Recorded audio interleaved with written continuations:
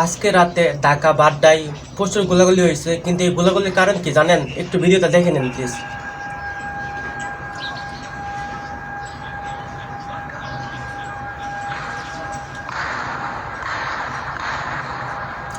আমরা কিন্তু জানি দেশ কিন্তু কালকে স্বাধীন হয়ে গেছে। স্বাধীন হয়ে যাওয়ার পরে কেন রাতে এত গোলাগুলি হলো?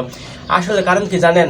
ঢাকা বাড্ডা থানায় কিন্তু অনেকগুলো পুলিশ আটকে আছে, তারা বের হতে পারতেছে না। কারণ এই অবস্থায় এই যে গত আন্দোলন যেগুলো হচ্ছে, এই আন্দোলনের মধ্যে দেখছেন তো পুলিশ কি একটা ভূমিকা পালন করছে, শত শত মানুষকে গুলি করে মেরে ফেলছে।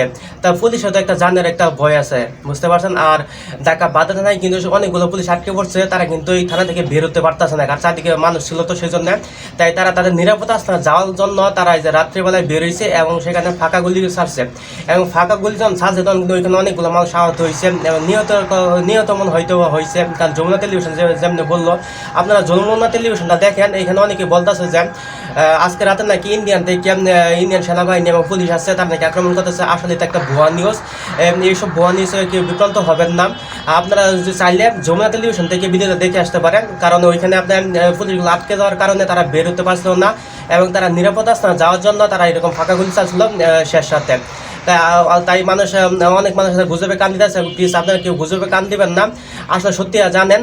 আর কোনো ভুয়া নিউজ কেউ প্রকাশ করবেন না।